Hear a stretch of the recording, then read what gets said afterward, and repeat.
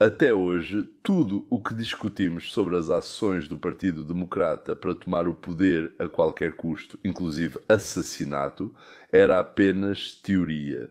Bem, digamos que 2 dias atrás isso deixou de ser teoria e se tornou uma realidade insuportável e repugnante. Na CIA foi encontrado um cofre que estava cuidadosamente escondido da liderança oficial. Mas 21 funcionários da CIA, FBI, Departamento de Justiça e Departamento de Estado dos Estados Unidos da América foram um após o outro. Legendas criadas por Dima Tursok. A diretora de Inteligência Nacional, Tulsi Gabbard, divulgou hoje um relatório sensacional, revelando uma conspiração do atual presidente Barack Obama e de suas agências de inteligência para sabotar o presidente eleito Donald Trump, manipular o eleitorado e minar a legitimidade das eleições. Existem provas irrefutáveis que mostram como o presidente Obama e sua equipe de segurança nacional lideraram a elaboração de um relatório da comunidade de inteligência que eles sabiam era falso. Uma operação totalmente confirmada para realizar a missão do presidente recém-eleito. Tentativa, derrubada, destituição, difamação, levar à guilhotina, eu não sei o quê. Ela começou e aconteceu sob a orientação direta do presidente em fim de mandato, Barack Obama. Eles sabiam que isso ajudaria a criar uma narrativa inventada. Afirmam que a Rússia interferiu nas eleições de 2016 para ajudar Trump, vendendo isso como verdade ao povo americano, mas isso não é verdade. Gabbard recebeu o relatório do Comitê de Inteligência da Câmara, antes trancado no cofre da CIA, por quase uma década. Investigadores dedicaram mais de 2.000 horas analisando a origem da farsa russa e entrevistaram 20 funcionários da CIA e FBI. Descobriu-se que o governo Obama falsificou dados de inteligência para parecer que Putin e Trump roubaram as eleições. Um mês após Trump vencer Hillary, Obama se irritou com relatórios de inteligência e mandou o diretor da CIA fazer nova avaliação sobre a interferência russa. Foi uma medida incomum. John Brennan escolheu 5 analistas da CIA para redigir a avaliação. Não havia nada de comum nisso, e era um trabalho urgente para ser publicado antes da posse de Trump. A avaliação tinha 4 elementos-chave repetidos várias vezes, tornando-se base para a mistificação russa e a caça às bruxas de Robert Mueller. Primeiro, Vladimir Putin queria que Donald Trump vencesse. Segundo, Putin tomou medidas para ajudar Trump a vencer. Terceiro, os russos tinham o dossiê Steele como material comprometedor. Quarto, tentaram conspirar com a equipe de Trump. Nada disso jamais foi verdade. Então, há evidências de tudo aquilo sobre o que conversamos. Espero que os participantes dessa conspiração traiçoeira não consigam escapar só porque destruíram todas as provas diretas. Segue-se 21 funcionário. O departamento deles levou Tulsi Gabbard até os documentos escondidos. Selecionavam só informações convenientes, mentiam ou citavam fontes incorretamente, não confirmavam dados, ocultavam contradições e usavam publicações anônimas da internet. Funcionários comuns da CIA admitiram que isso violava seus próprios padrões. Houve uma forte campanha de pressão vinda diretamente do topo. Analistas da CIA dizem que recebiam instruções incomuns de nomeados políticos do diretor da CIA e do próprio Obama. Assim nasceu a farsa russa. Esse relatório, na verdade, mostra que os russos só queriam criar caos e minar a confiança dos americanos na democracia. Informações confiáveis sugeriam que Vladimir Putin não se importava com quem venceria, ele não tinha preferências. Obama e seus chefes de inteligência sabiam que Putin não preferia Trump a Hillary, mas falsificaram os dados para parecer o contrário. Obama e seus agentes de inteligência sabiam que Putin não conspirou com Trump e nem sequer deu ordens aos seus homens para ajudar Trump a vencer, mas mesmo assim eles espalharam essa informação. Barack Obama, a CIA e o FBI faziam exatamente o que o nosso inimigo queria. Você acha que alguma dessas novas informações incrimina o ex-presidente Obama em comportamento criminoso? Nós já entregamos e continuaremos a entregar todos esses documentos ao Ministério da Justiça e ao FBI para investigar as consequências criminais disso. Até para Obama. Provas, não? As provas que encontramos e que publicamos indicam diretamente que o presidente Obama liderou a criação dessa avaliação de inteligência. Presidente, Barack Obama supervisionou a preparação de documentos falsos. 20 ex-membros da CIA e do FBI agora estão denunciando e eles apontam diretamente para Barack Obama. São esses, meus amigos, o que Peter Strzok e Lisa Page chamavam de seu plano reserva. A equipe de Hillary Clinton precisava de um plano reserva para 2016. Eles precisavam criar uma bomba narrativa que pudessem usar contra Donald Trump. Surge o dossiê Steele, com um espião britânico colaborando com a equipe de Hillary Clinton, John Brennan e outros, falsificando provas para garantir o seguro que precisavam. E bem, claro, nós já passamos pelo Russiagate 1 milhão de vezes, mas agora parece que tudo isso pode ter sido organizado por Barack Obama, criando o Obamagate desde o início. Agora, amigos, tudo parece desmoronar. Temos verdadeiros insiders do departamento que nos dizem que tudo isso foi uma campanha coordenada para uso político. E eu não sei quanto a vocês, pessoal, mas parece que podemos estar à beira de algo absolutamente grandioso. Novos documentos sobre a máquina de dinheiro da Fundação Clinton. Novas evidências sugerem que a Burisma, empresa de energia ucraniana, teria subornado Biden e Hunter Biden com 5 milhões de dólares para cada um. Há casos contra Comey, Strzok e Brennan, todos agora sob análise detalhada. Agora, talvez até pessoas estejam ajudando o governo federal e apontando para Barack Obama. Ou teremos a maior decepção da história, ou algo grandioso está prestes a acontecer. Por favor, pessoal da esquerda, poupem-me da hipocrisia sobre normas como se devêssemos ignorar o que fizeram com o presidente Trump. Todas essas acusações fabricadas, processos vazios, histórias inventadas, ataques jurídicos de todos os lados, vocês o forçaram a se defender nos tribunais. E, bem, agora acho que é a vez de vocês. Sim, concordo. É a vez deles. Mas então, se inventaram casos contra o Trump, esses aqui estão com as mãos até o cotovelo em sujeira. Bem, pelo menos em sujeira e talvez até em sangue. Na verdade, em sangue também. Daqui a pouco vou contar para vocês notícias incríveis de Nova York. Então, a cidade está realmente desmoronando. Aqui está um dos que vieram ao Congresso contar como agiram as administrações de Obama e Biden. É Aaron Hitek, ex-diretor da Patrulha de Fronteira do setor de San Diego.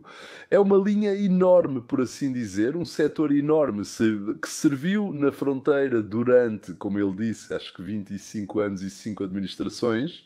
Ele ficou chocado com as ordens que recebeu durante o governo Biden. O financiamento do Serviço de Imigração e Alfândega para a manutenção sob custódia foi constantemente reduzido, e os centros de detenção privados foram eliminados. O fato de muitos imigrantes ilegais serem liberados nos Estados Unidos da América se espalhou rapidamente pelo mundo. Quando isso ocorreu, o número de detidos pela patrulha ao cruzar ilegalmente a fronteira aumentou muito. O impacto sobre mim e meus agentes foi significativo. Os setores foram instruídos a receber e processar todos os imigrantes ilegais na fronteira. A patrulha de fronteira via grupos de centenas e milhares de pessoas que vinham para os Estados Unidos e se entregavam. Esses números desviavam 80%, 90% até 100% dos agentes da fronteira. Nas áreas da patrulha no Texas, Arizona e Califórnia, agentes ficavam ausentes por semanas ou meses. Quem não queria ser pego podia simplesmente entrar. Não sabemos quem ou o que entrou no país nesse período. Em 2022 e 2023, enviei agentes ao Texas e Arizona para contar os que escaparam. Esses setores nem tinham agentes suficientes para verificar o que perderam. Ao mesmo tempo, em San Diego, tivemos um aumento exponencial no número de estrangeiros de interesse significativo. Esses são estrangeiros com ligações substanciais ao terrorismo. Antes desta gestão, o setor de San Diego tinha em média 10 a 15 estrangeiros de interesse por ano. Quando souberam que a fronteira estava mais fácil de passar, ocorreram mais de 100 detenções em San Diego. Em 2022 houve muitos casos, mais em 2023 e ainda mais neste ano. Ele conta como a política do Partido Democrata levou à entrada de milhões de ilegais nos Estados Unidos da América, trazendo consigo drogas, armas, prostituição e a infiltração de membros de organizações terroristas de todo o mundo nos Estados Unidos. Em 90 é outro problema. Em San Diego, 80 a 90% das apreensões de metanfetamina e fentanil do país acontecem todo ano. O fraco controle na fronteira permite a entrada de muitas drogas. No meu último ano em San Diego, o preço de um comprimido de fentanil caiu de $10 para 25 centavos. O que é ainda pior, em 2022 e 2023, tive que fechar postos de controle em San Diego, que são extremamente importantes para combater o tráfico de drogas, porque os recursos foram redirecionados para a missão de processamento e liberação. O grande número ainda causa impacto negativo em San Diego. Eu liberava centenas de imigrantes ilegais diariamente em comunidades sem suporte. Para minimizar o problema, organizaram 2 voos semanais de San Diego para o Texas, apenas para levar imigrantes que seriam liberados em San Diego ao Texas. Cada voo custava cerca de $150 mil, solução da administração para amenizar a crise na fronteira. Após a interrupção dos voos e continuidade das liberações, a Califórnia sentiu o real impacto econômico. Recebia ligações do gabinete do governador e de prefeitos pedindo para manter imigrantes ilegais feridos sob custódia, assim o governo federal pagava as contas médicas. Sob pressão da administração, minha equipe se voltou mais para a ficção da mídia e ignorou a realidade. Toda vez que passávamos e pedíamos ajuda para resolver um novo problema, isso era ignorado. Em San Diego, às vezes havia mais de 2.000 pessoas estrangeiras entre as cercas, pedindo para se render. Me disseram para tirá-los da vista da mídia, o que interessava aos democratas era esconder o problema para que a imprensa não visse. Não eliminar o problema, mas tirá-lo da vista. O depósito lacrado foi aberto, e o que estava dentro muda tudo. Eles diziam que era a teoria da conspiração. Chamavam você de louco só por fazer essa pergunta.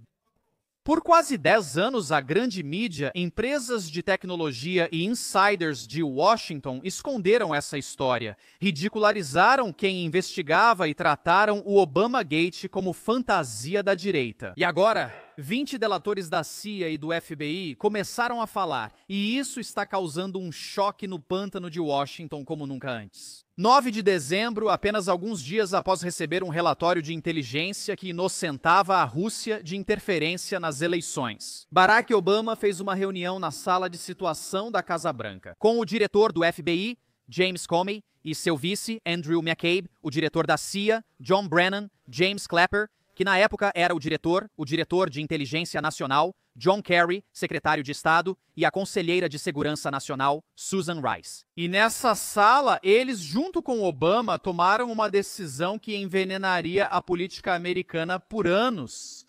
Aqui está Tulsi Gabbard. Analisamos nossa situação atual. Nas últimas semanas, desclassificamos e divulgamos documentos que mostraram como o presidente Obama e líderes da inteligência criaram deliberadamente um falso documento.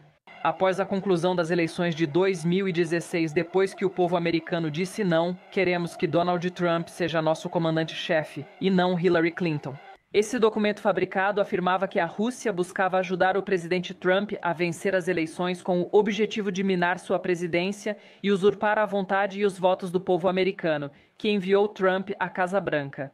Então, eles optaram por criar informações falsas que iam contra seus próprios especialistas em inteligência. Para ser sincero, eu, claro, não estou surpreso. E vocês, claro, também não estão surpresos. Aqueles que dizem que os fins justificam os meios sempre agem como bandidos na estrada, como gangsters. Mas não no cinema, como eles são retratados em O Poderoso Chefão, e sim na vida real. Chegou uma mensagem, mais uma mensagem, aliás, sobre Nova Iorque, sobre como ela começou a se desintegrar, a se deteriorar. Vou terminar esse assunto e conto para vocês. Nós não estamos mais falando de política como de costume, pessoal. Estamos falando de uma crise constitucional ou, como disse Tulsi, estamos falando de traição ao Estado. Essa foi a palavra que ela usou. Foi um comportamento traiçoeiro por parte de todos os envolvidos. Então, o chamado grande júri já está reunido na Flórida, onde já faz 2 meses e meio, acho que até 3 meses. 2 vezes por semana, promotores, investigadores e testemunhas prestam depoimento diante deles. Normalmente, isso dura de 1 mês e meio a 6 meses. Ou seja, a decisão pode ser tomada no final de janeiro ou em outro momento do ano. Ou seja, eles vão dizer, sim, temos material suficiente para votar pela abertura do caso, ou vão dizer, não, não é suficiente. E então serão dissolvidos e novos materiais preparados. Se a decisão for positiva, ou seja, se houver motivos para julgar, cerca de 2 meses depois disso, começarão os procedimentos judiciais. Em março, espera-se as primeiras audiências, troca de materiais, moções preliminares e seleção dos jurados. Etapa muito importante. E em algum momento do segundo trimestre de 2026, provavelmente no final do trimestre, pode-se esperar a primeira audiência com a participação dos jurados. Então, o que isso significa para a nossa vida política nos Estados Unidos da América? Então, a partir de junho, talvez julho de 2026, as principais notícias serão os podres do Partido Democrata. Bem, desde 2015 até hoje. Vão expor e limpar toda essa sujeira diante de todos. E de zelador até o presidente favorito deles, Barack Obama, vamos virar tudo do avesso para que todos possam ver. Escândalos e audiências públicas sobre casos de grande repercussão geralmente aumentam a divisão na sociedade, transformando as eleições do dia 26 em um campo de batalha entre os apoiadores dos dois partidos. Os apoiadores de Trump terão um forte motivo para se unirem contra a elite criminosa, enquanto os democratas vão apresentar a situação como se fosse um ataque contra adversários políticos, opositores, uma ameaça à nossa democracia. Bem, o que eles normalmente fazem, né? A disputa será, como sempre, pelos independentes. Esses eleitores vão observar se os democratas realmente cometeram, digamos, aquelas ações ilegais, crimes, fabricações, se há provas de abuso de poder. Se sim, uma parte significativa dos independentes vai votar contra eles, ou seja, a favor de Trump, a favor dos republicanos. Se o processo parecer politicamente motivado para eles, e é isso que a imprensa vai tentar fazer, então, ao contrário, isso vai atrair eleitores para os democratas. Como se fosse para proteger contra esses trumpistas ruins, maus e totalmente terríveis. E para responsabilizar criminalmente um ex-presidente, qualquer ex-presidente, não só Barack Obama, é preciso não só provar a existência de documentos, ou seja, não só alguma ordem dele, alguma instrução dele, mas também um interesse pessoal direto, a intenção de cometer um crime e a compreensão das consequências de tal ordem. Bem, isso é incrivelmente difícil.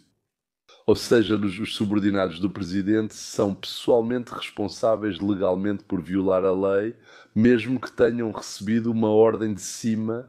Esse precedente surgiu no julgamento de Nuremberg, mas na chamada lei britânica que adotamos aqui, ou no Código Britânico de Leis, que foi praticamente adaptado para os Estados Unidos da América, ela meio que sempre existiu, mas por assim dizer foi confirmada no cenário mundial durante o julgamento de Nuremberg. Se for comprovado que os executores conscientemente violaram a lei, ou seja, eles sabiam que estavam infringindo a lei, e nesse caso, é claro, eles sabiam. Sim, eles podem ser condenados, mesmo que o ex-presidente não seja responsabilizado. Para punir Obama, é necessário provar de forma incontestável que o presidente conscientemente dava ordens criminosas, entendia sua ilegalidade e tinha a intenção de cometer um crime. Além disso, o presidente dos Estados Unidos da América é protegido por garantias especiais, digamos, legais e constitucionais. Se surgirem provas absolutamente irrefutáveis, bem, muito provavelmente, isso se limitará a uma investigação e não à condenação e punição de Obama. Mas isso pode facilmente terminar com a condenação e punição dos executores e com a reputação política. Claro, ou seja, o presidente, o ex-presidente, sem que, digamos, ele próprio seja pressionado e tudo mais. Mas podem obrigar Obama a depor. Às vezes há sessões fechadas, sem obrigatoriedade de exposição na televisão, podendo ocorrer também por escrito. Bill Clinton, por exemplo, prestou depoimento na investigação do procurador especial Starr. Nixon foi obrigado a cooperar com a investigação já depois de renunciar. Ou seja, era, assim como Obama, um ex-presidente. De qualquer forma, um caso bem preparado, com muitas provas e testemunhas, pode influenciar massivamente as eleições de 2026 e também decidir o destino do Congresso, ou seja, com uma transferência em massa de cadeiras no Congresso para as mãos dos republicanos. Pronto, agora sobre Nova York, aquilo que eu prometi. Então, Mamdani ainda nem teve tempo de sentar na cadeira de prefeito. Como assim? Staten Island é um dos 5, eles chamam de borough. Bem, para nós, digamos, são 5 distritos de Nova York. Tipo, tem Brooklyn, Manhattan, Bronx, Queens e por aí vai. Então, informaram que iriam se separar da loucura comunista. No dia 5 de novembro, Nova York elegeu Za Okrana Mamdani como seu prefeito, um socialista democrata de 34 anos que cita com orgulho Eugene Debs e faz campanha junto com Bernie Sanders e Alexandria Ocasio-Cortez. Sua plataforma inclui congelamento do aluguel, creche gratuita, aumento significativo de impostos para os ricos e o que os críticos chamam de total aceitação da ideologia socialista. Não foi nem de longe uma vitória esmagadora. Mamdani, na verdade, dividiu o movimento de esquerda em Nova York. Quase metade dos democratas nova-iorquinos o rejeitou. E enquanto os outros 4 distritos parecem estar se preparando para a tempestade que se aproxima, um distrito, Staten Island, não apenas o rejeitou, agora eles estão tentando oficialmente deixar Nova York completamente. Agora, se você não sabe, Staten Island é considerado um reduto republicano e é o distrito mais conservador de Nova York. Então, enquanto o restante de Nova York apoia principalmente os democratas, Staten Island vota consistentemente em candidatos republicanos nas eleições locais, estaduais e nacionais. Quase 2/3 do distrito votaram em Trump em novembro passado. E neste novembro, eles estão chamando a atenção de toda a cidade. Na semana passada, o deputado republicano Sam Pirozzolo estava no local da antiga taverna Rose and Crown, em New Dorp. Foi lá onde soldados britânicos, pela primeira vez, ouviram falar sobre a Declaração de Independência, lida em voz alta em 9 de julho de 1776. E foi isso que ele disse. 250 anos atrás, homens e mulheres corajosos declararam que não viveriam mais sob a tirania. Eles se recusaram a viver sob o domínio de um governo do outro lado do oceano, que os sobrecarregava com impostos excessivos, os ignorava e os tratava como inferiores. Mas hoje nós devemos ocupar o lugar deles. Mais uma vez, estamos sobrecarregados, trocados por uma representação simbólica. Mais uma vez, nossas vozes são ignoradas. E mais uma vez nos dizem para pagar mais e esperar menos do que missão própria de avaliação, nossas vozes precisam ser ouvidas. Não se trata de raça, religião ou política. Trata-se de justiça e liberdade, do direito dos moradores de Staten Island de escolherem seu próprio destino. Quando nossos impostos realmente aumentarem, que seja para nossas escolas, nossas estradas e as famílias de Staten Island, e não para uma cidade que nos ignorou e abandonou. Staten Island não deveria precisar realizar referendo nem pedir consentimento ao Conselho Municipal, pois nunca dariam o mesmo. Eles mesmos podem formar um Conselho Distrital e, com base nos referendos anteriores, onde 65% da população queria sair de Nova York, se separar. E então apresentar ao Estado os documentos para a formação de uma cidade com população superior a 500 mil pessoas. Lá, se não me engano, são cerca de 550 mil pessoas na cidade. Para que... O que afinal significaria essa independência? Com cerca de 500 mil habitantes, Staten Island se tornaria a segunda maior cidade de Nova York, do tamanho de Baltimore e maior que Miami, Tampa, Oakland e Cleveland. E para ele precisaria criar sua própria polícia, bombeiros e sistema de educação. Isso não custaria necessariamente aos contribuintes. Diversas análises econômicas mostraram que a separação de Staten Island, na verdade, proporcionaria alívio orçamentário para eles. Moradores de Staten Island pagam mais impostos do que recebem em serviços. Então eles basicamente subsidiaram outros bairros por décadas. Com a independência, tudo isso vai acabar. Então, que a partir deste momento, o processo é mais ou menos bastante simples. O apoio no nível local já foi formada e estão ocorrendo comícios onde muitos moradores de Staten Island assinam petições. Em seguida, vem o estudo de viabilidade e a análise econômica. Depois, provavelmente será realizado um referendo não obrigatório, que permitirá aos moradores de Staten Island expressar sua opinião. Por fim, a Assembleia Legislativa Estadual precisará aprovar a nova Carta da Cidade. O mais importante é que a governadora Hochul e a Assembleia Legislativa precisam aprovar, mas há um fator imprevisível. O presidente Trump já ameaçou cortar o financiamento federal de Nova York sob a liderança de Mamdani. O governo federal, apoiando a independência de Staten Island, poderia mudar significativamente a situação. Se Staten Island tiver sucesso nessa separação, isso criará um precedente que pode se espalhar por toda a América. O ponto-chave é que uma separação em grande escala, chamada desanexação, já está em curso. Mas com a independência de Staten Island, os enclaves conservadores localizados em cidades governadas por forças progressistas em todo o país terão um roteiro a seguir. Acrescento a isso que os nova-iorquinos mais ricos não precisarão mais correr para a Flórida, nem depois para o Texas. Sim, e poderão permanecer na região à qual estão acostumados, sem um comunista idiota governando suas vidas, mudando-se para Staten Island, que já é considerado um paraíso republicano, como dizem. Essas são as notícias interessantes, senhoras e senhores, e até a próxima.